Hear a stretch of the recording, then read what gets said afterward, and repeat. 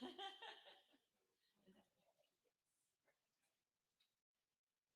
gonna.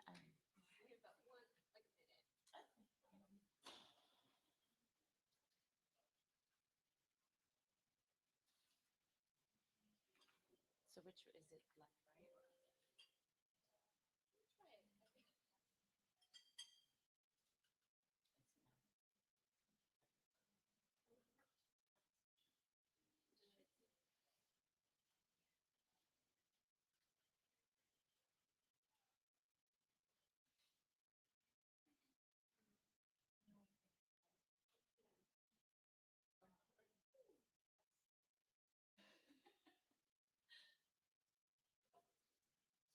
They're gonna check. They can't forward. Right? There you go. Okay, that's not it.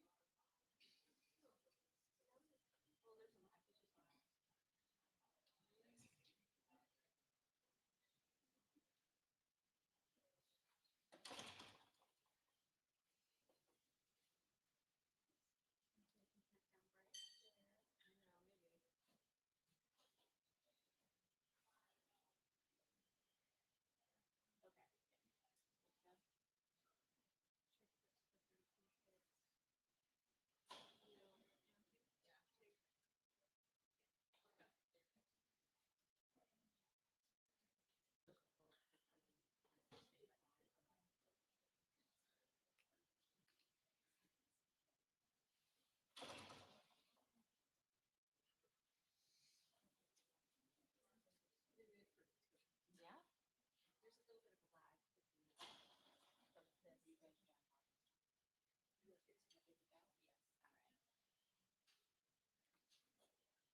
There's a little bit of a lag from this. And oh, also, just be closely into the mic so that there was a little feedback last yesterday. So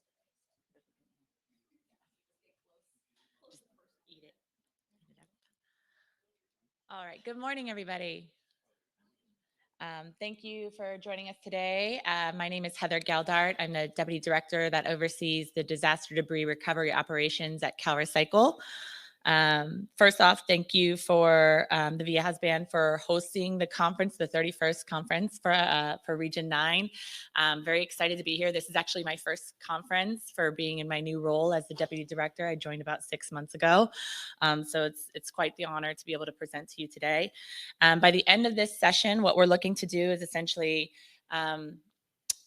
get everyone exposed to the different agencies that are involved in the disaster debris recovery operation, the different responsibilities and phases that it goes through, as well as a lot of the opportunities for our tribal partners to either conduct preparedness activities, whether that be training, certification, acquisition of PPE, or to actually get engaged in the operation itself.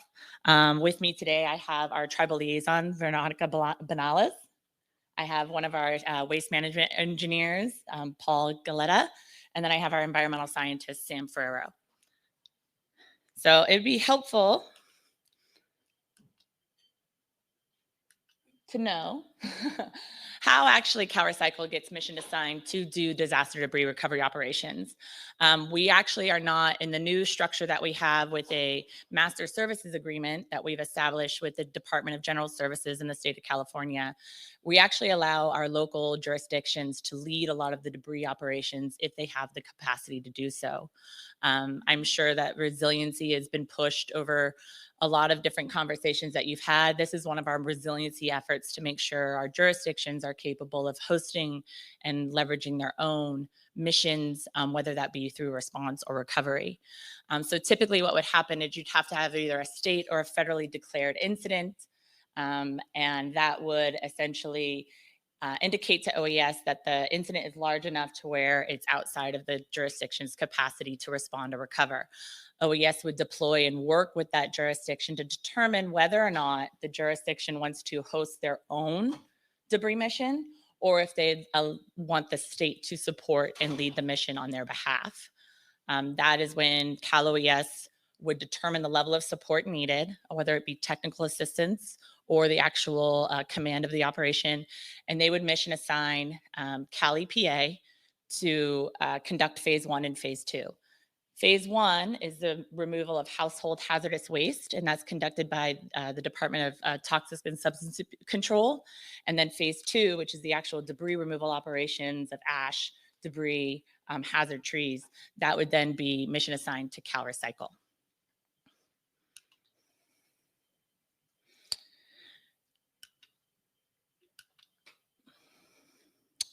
It would be interesting to know that typically before, let me back up. When a county has suffered through a devastating either fire, earthquake, flood, OES is the department that would actually conduct the consultation with the tribal partners impacted by that disaster.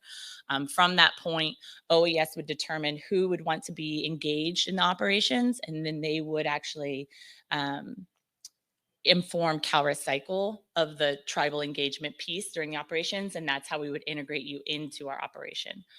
Over the last few years, we've responded to 60 fire incidents.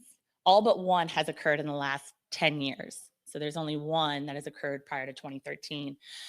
From that, it's been in 34 counties, and we've had over 7.5 million tons of debris. And again, half of that came from campfire alone.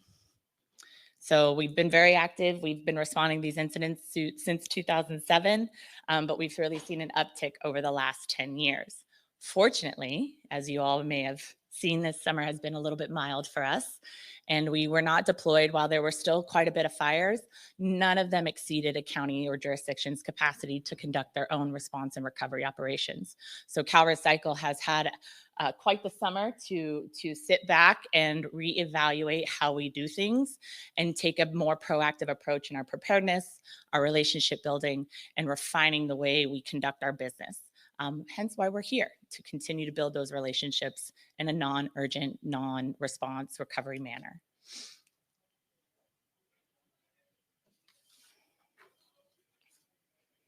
So I'm going to pass it over to the more technical and one of our smarter employees. I'm going to pass it over to Paul to talk through the different expertise necessary for the phase 2 operation. All righty. Thank you, Heather. Wanted to start off saying that we are committed and wanting to have everybody all together. So when we go to these fires, we'll have both tribal, environmental while we're out there. One of the reasons why we start off is because we do separate all the debris material. So concrete, metal, ash, separate it and then reuse as much as we can. So phase 1. Phase 1 starts off with DTSC. DTSC comes out, they clean it up, and they clean up just the hazardous material that is surface level. They don't do any kind of ground disturbance. They just clean up to the surface level. And then after they go through, once, like Heather said, OES gets us involved, we come out and we start doing the heavy lifting. In phase 2, as you can see, we have the before and after. And in phase 2, we do a lot of, like I mentioned before, ground disturbing activities. And this is when we would get tribal monitors out so they could let us know, because they're the experts, to let us know where we can and where we can't. Let's see. So phase 2.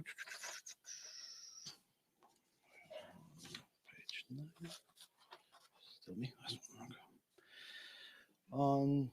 This one was named the tribal operation are incorporated in CalRecycle phase 2 debris removal process, which is broken into structural and hazardous tree. So we do both, not only just cleaning up, we also clean up the debris. We also do the trees. Both times, we also have tribal monitors with us, so that they could come out and they could see if there's anything that we need to be aware of. Let me continue on. All right, and switching up to passing on to Veronica.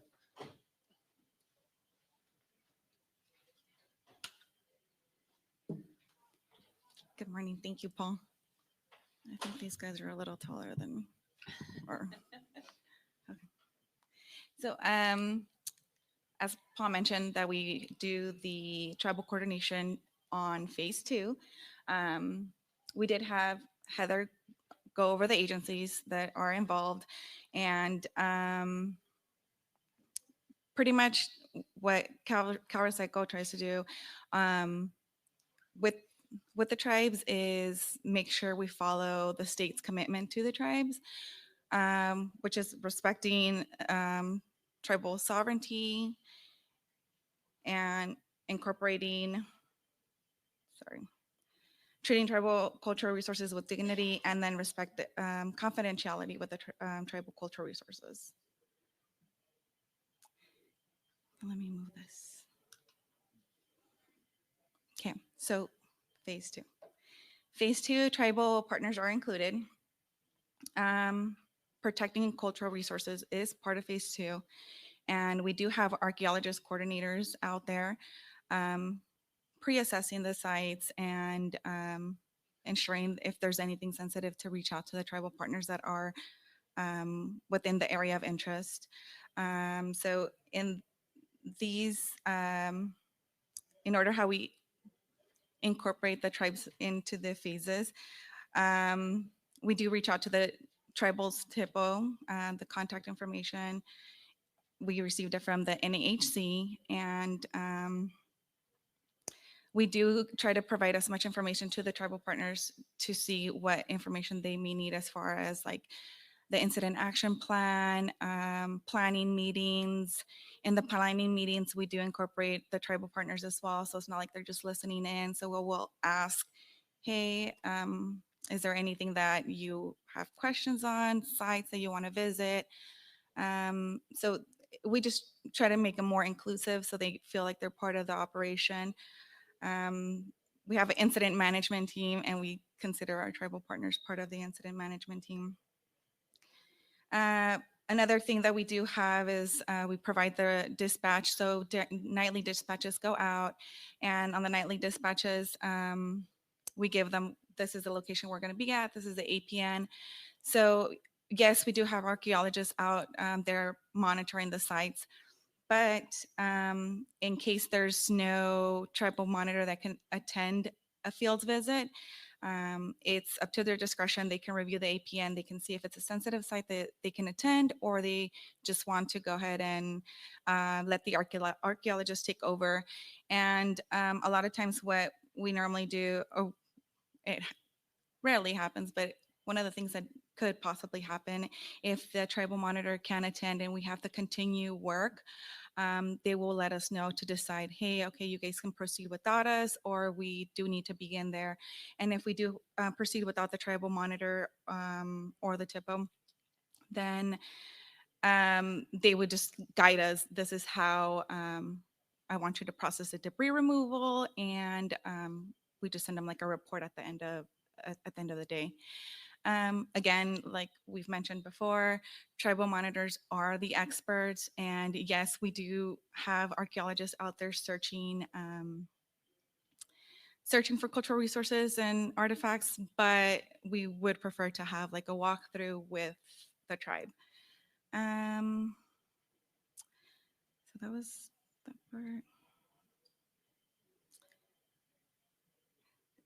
Since the tribes are part of the field crews, and we do consider them part of our incident management team and protecting the resources, we do have them included into our health and safety meetings in the mornings.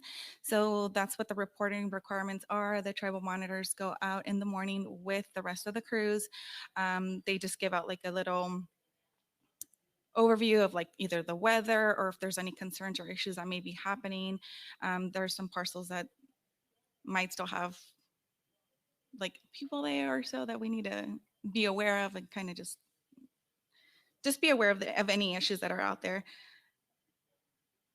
So that was like the reporting requirements for them. And I'm trying to see if I kind of missed anything. Nope. Okay, I think that was it. Sorry. Sam.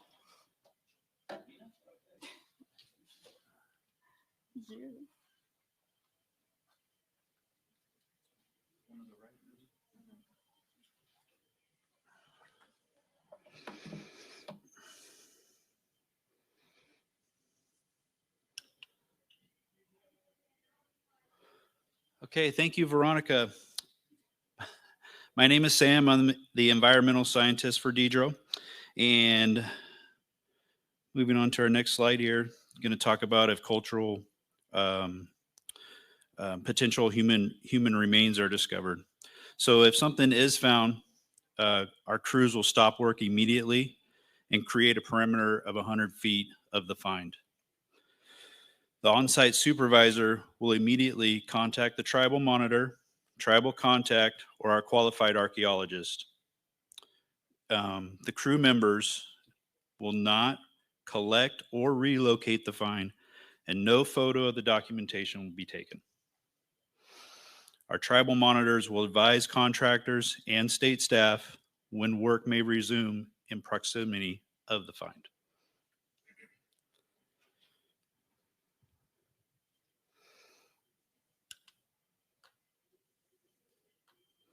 Next. When not actively deployed to a debris removal operation, CalRecycle prepares for our future missions, for our future mission tasks, and we invite our tribal partners to do the same to prepare. Here's how you can now prepare. Have anyone who will be participating in tribal monitoring to receive HAZWOPER training, and that's hazardous waste operations and emergency response for those folks that don't know. And usually it's about 40 hours. Well, it is 40 hours. This training is necessary to have access to areas of a property that may be contaminated, called the exclusion zone, red zone. Also, you should receive training in the incident command system, which is the organizational structure used for emergency responses and recovery. Many of the other things we talked about, these things were part of the incident command system is part of like the incident action plans, operational periods, the organizational structure of who is in command and what parts they are in command of. Okay, another way to prepare, make sure your points of contact and areas of interest are up to date with the Native American Heritage Commission. We also recommend acquiring the appropriate personal protection equipment, also known as PPE. Our hope is to reduce any logistical delay to including you in our field operations. And with that, I'll pass it on to Deputy Director Geldart.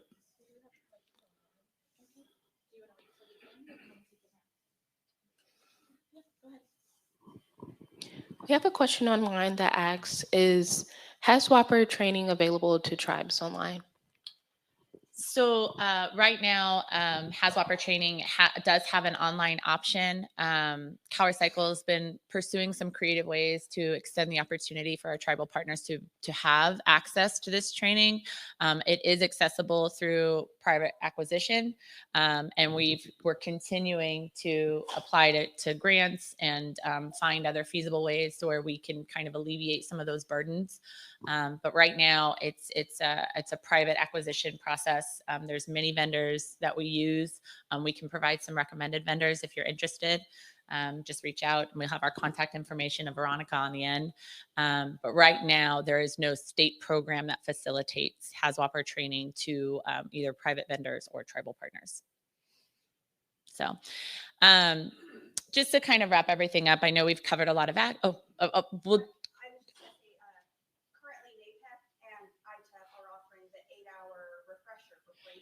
That's great. Yeah. So the one thing to build on, the 40-hour HAZWOPER training is your initial baseline certification.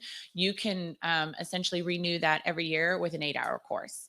which alleviates a lot of time. There are, like you said, programs that can take on that financial burden, and it's a cost-free. That 40-hour, again, we're trying to find better ways to offer it. And we've kind of come up a little bit short in our application processes, but we're continuing to pursue those options. So my question goes to the Native American Heritage Commission. When we keep our contact information and our locations of interest up to date, is that information available to the public? I don't Because that's the locations are going to be sensitive information. Oh, for areas of interest. Yes. So as far as I know, we just send over, you just update your information to them, and it's still confidentiality from NAHC. So it's not going to be like publicly opened.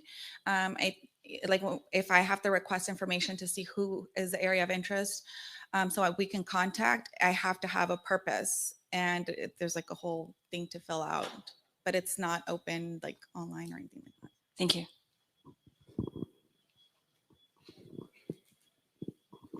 That was a great question. So two things, right? The Native American Heritage Commission is who the state goes to ensure that they have the right contact. And many of those are out of date. And it's really hard, especially when the emergency is ongoing, to stop and spend a lot of time looking for the appropriate contact. The other thing is that, when I don't do that anymore, right? When the information is sent to the Native American Heritage Commission, and then they just send back the list of tribes that are associated with the area writ large that's been impacted by the disaster. And then one of the things that needs to be done is to look at the actual area of operation of the cleanup. And so if tribes have indicated that they have ancestral ties or other cultural resources that might be within that area, then those are the tribes that are consulted with. And that information is not public. In fact, we don't have that information. So the only folks that can get that information are the ones that can access the CRIS report. And right now I can't remember what that stands for. Confidential Historical Record. California, thank you. Thank you. Anyway, just wanted to put a fine point on that because I kind of had the same question about how does this all wrap together. So. Yeah, it's almost as the need to know. We actually went through a recent drill of trying to access information based on CAL FIRE's forecasting, and we wanted to make sure we could reach out to the tribes in the predicted areas to ensure that they were prepared just in case something did occur over the summer. And it was a need to know. There had to be a justification for us to access the information and then conduct the outreach. So no, thank you. So just to quickly kind of wrap up, I'm more comfortable sitting down, more of a fireside chat. But one of the big things that we're really trying to push is not only just to kind of provide a little bit more transparency on what our process looks like, how we work with our other state organizations and how we work with our tribal partners, but also to ensure that you know that our priority is to essentially mimic the good stewardship that you have for the state and for our resources and our frankly, our just environment in general. We try to really continue to exercise the focus of Cal EPA in general, where we, maintain the integrity of the land, provide sensitivity to the cultural resources that are there and the presence of that historical use of that land and the people upon it. So we prioritize, clean air, water, and land. Every mission we improve. Again, I've only been in this team for 6 months, and the amount of work that they've done during the down period of what we call steady state has been immense, not only from documenting processes to refining contract language to conducting outreach activities and to further that engagement. Our jobs are never done and we can always do better. And I think that mantra has become very clear to our team, that if we want to be the premier team, we need everybody to help us do it. So again, we really appreciate you guys allowing us an opportunity to speak to you, to present some of our practices, some of the evolutions that we've had over the past years. I will say from this, I was involved in Camp Fire in a different capacity, and the evolution of the work that has been done from 2018 to 2023 is immense, and it's night and day, honestly. We can move on to more questions and answers if anybody else has any more.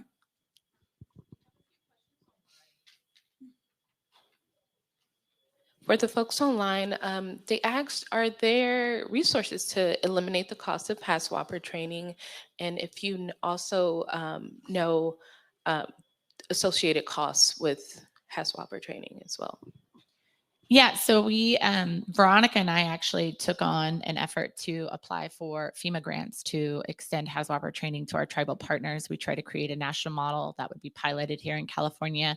Unfortunately, we weren't selected for this year, but we will continue to apply every year because I think it is a critical asset that needs to be provided to our tribal partners to enable them to be prepared and essentially just educated around the hazards that are present within a debris burn scar. A lot of people think that the ash and debris is simply just dirt and trees and grime of the environment. There's a lot of toxicity in ash. There's a lot of toxicity in debris, and we need to make sure that we keep as many people safe as possible. That's a priority, regardless of where the work is and who the work is coming from. So we are pursuing additional opportunities. We will inform everybody as we can. But again, right now, we haven't found a mechanism to offer that course for free yet. We are working that. One more question online. Zachary asks, to declare an incident on reservation, isn't there a specific plan that needs to be in place, though a department such as FEMA? And if so, what is required for a tribe to declare an incident and activate CalOES? So OES and FEMA are quite different. My history and my background for my professional career has been emergency management, working with FEMA in particular. Unfortunately, I wasn't exposed to the tribal department as much, and the tribal engagement and liaison department as much as I could have been. However, when FEMA looks to declare a disaster, it's typically based on capital dollar threshold. You have to have enough damage to essentially indicate that federal support is needed. All of you kind of being in Region 9, if those are you in California, California is one of the most active states when it comes to disasters. We get it all. So it's one of those things where the state is really robust, OES in particular, in how to respond and determine if support is needed, whether it be for a jurisdiction or a reservation. So those types of thresholds have to be met for a declaration to be ensued.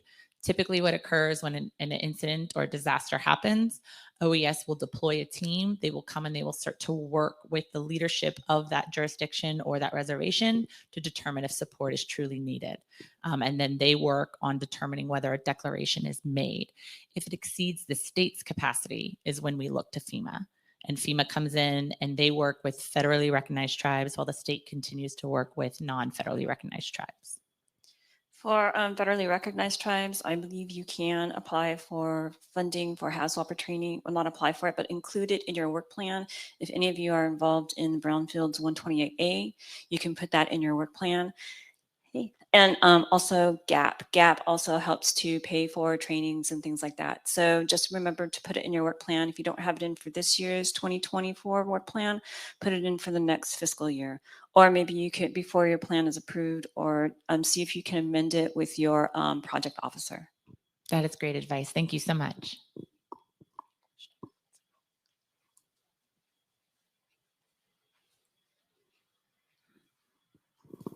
Good morning. My name is Gabe Kearney. I'm the tribal liaison for CalOES. So as was referenced a couple of times, we do have a team at CalOES that just works solely with tribes. I get deployed and will provide technical assistance to your emergency manager or whoever is the incident commander for your tribe. Sometimes it's the tribal chairperson, or sometimes it's the emergency manager if the tribe has those staff. And we'll walk you through that process of how to get more assistance. This afternoon, my colleague Chris Pullman from FEMA will have a session on declarations, and we'll go through that whole process. So a little commercial and plug for him. But I'm here today and tomorrow if you have any questions about the process or what CalOES can do to assist you. I'm here to answer any questions and help you out. I work very closely with Veronica. Sometimes we talk every week, and sometimes we go months without talking because we've been fortunate to not have any fires or disasters. But we do work closely. And in addition to making sure that the Native American Heritage Commission has your updated contact information, making sure CalOES has your contact information updated is also helpful. So when there's a hard freeze warning that goes out overnight, which woke me up at 3 a.m. for that. I don't know why. A freeze warning at 3 a.m. is an emergency, but we get those notifications, and then we reach out to the tribes to make sure that they don't have any unmet needs or don't have any assistance that isn't available locally, and then we will step in and help out. But I'm here today and tomorrow, and so please come up and ask any questions or grab me at lunch, and we'll talk, and we can go over how we can better help.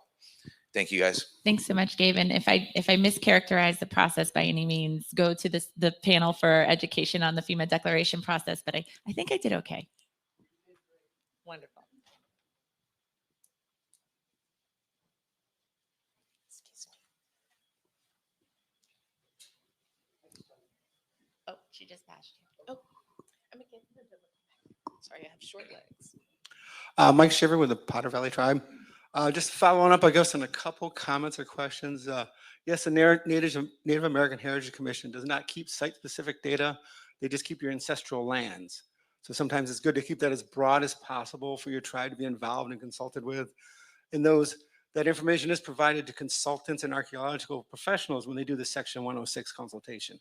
But they won't provide any site-specific data. That's through the CRIS system. I guess I do have a couple questions. Sort of the CalRecycle. I've worked with tribes that had fires, luckily, just adjoining and surrounding the reservation lands.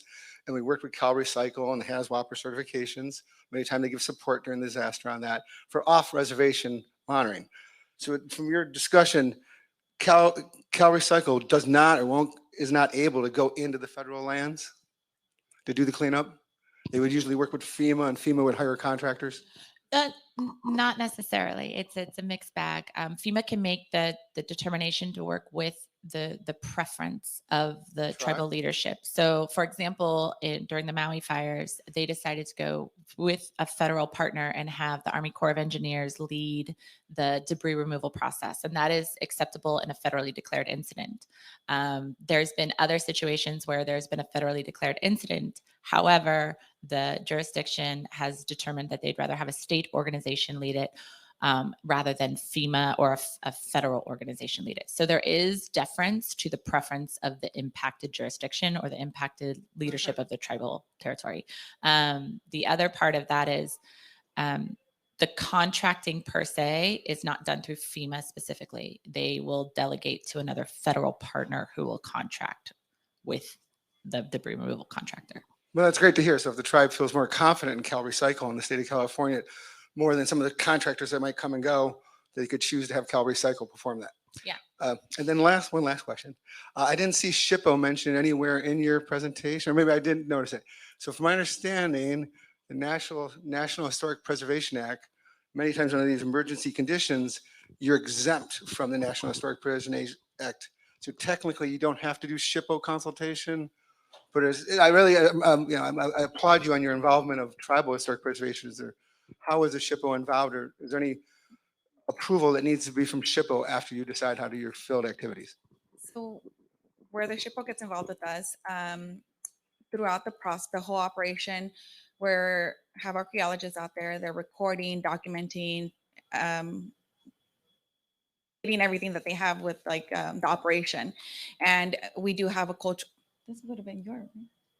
We have a cultural resource report that's done at the end of the project. So we also allow the tribes to have their own, because sometimes the tribes want to participate and have their own cultural report, and it's highly recommended because that's where you can express your feelings about like this is what went well, this is what didn't work out, this is the sites we visited, and again, everything's confidential. We don't review it. We send it over to FEMA. FEMA reviews it, and then we send that information over to SHPO, and SHPO will the tribal TIPA will also receive a So copy. SHPO is reported to for the record, but they do not approve your field plans. No, Just yeah, they just get the reporting from us. But during the IMT process, when they're developing those work plans, the tribal monitors and the tribal liaisons that are there can weigh in on any concerns that they would have prior to when she talked about runways. That's when you can, that day before or that operational period prior, that lays out the next work plan for that next operational period called the incident action plan. that's where the tribal monitors and liaisons can weigh in. Yeah, hi, I'm Chris with FEMA. I just wanted to tell you I'm your tribal liaison, and I will be, as my friend Gabe told me that mentioned that I will be talking about the declaration process and the way that would work for environmental concerns too this afternoon. But since we mentioned training, I did want to say that FEMA has a really robust training program. It's called the Emergency Management Institute, and most of the training is free, including travel to the two campuses that we have. So there is a lot of training available, and if you want to know more about it, come by and see me. Thanks. That's actually a great point. The ICS courses that we recommended, many of them are called independent study through EMI. They're free online. They're a couple hours. It's when you get into the more extensive ones that are longer, that are days. There's also the California Specialized Training Institute, which is a localized state program where you can access a lot of training. Region 9 obviously has a better access to EMI. I don't know the other states' programs, but I know that California Specialized Training Institute also offers a lot of those courses or facilitates access to those federal online courses. And then I believe Sam has something to add to the SHPO comment. Yeah, I just wanted to add on that along with the tribal monitoring, we have archaeologists that are on site as well. So I think it's better to consult directly with the tribe. yeah, definitely. But like I said, there's numerous folks there, not just, myself but we have archaeologists and the tribal monitor. Just wanted to reiterate that. I think the reason why we didn't, it's an option for the tribe to do the report is because there is a lot of confidential information that they might not want to share. So we highly recommend the tribes sharing the process. Again, you have to be certified to review it. I wouldn't be able to review any of the reports, but it's just for confidentiality purposes, and it's encouraged for the tribes to.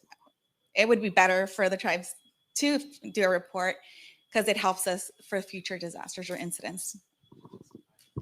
And I do believe OES, and Gabe can correct me if I'm wrong, does have the appropriate certifications and clearances to review those documents before they go to FEMA and then FEMA. So CalRecycle does not have that, but we do depend on OES and FEMA to let us know if we've fallen short in our reporting and need to provide more information, or again, they'll defer back to the tribes and the authorship. I just wanted to mention a couple of other funding resources for HAZWOPER that some people in our chat had mentioned.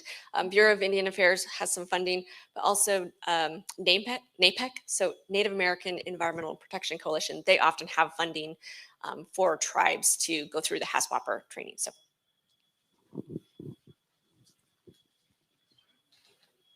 I feel like we should.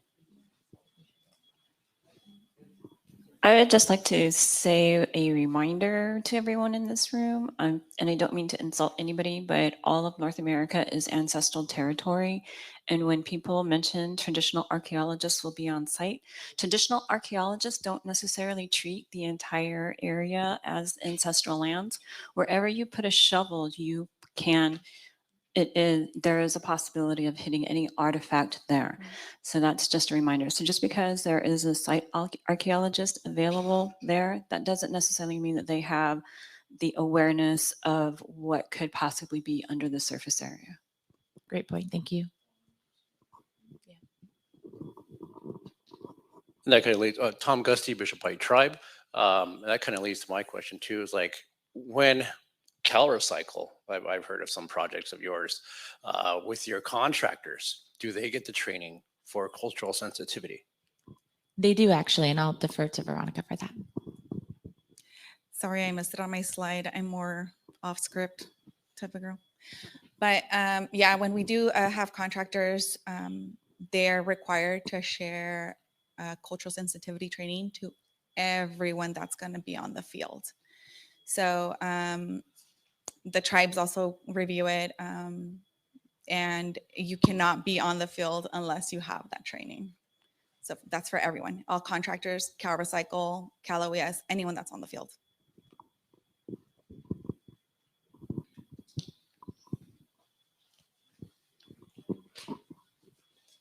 Any questions online? Okay. Wonderful. Any more questions? Thank you so much for your time today. Appreciate it.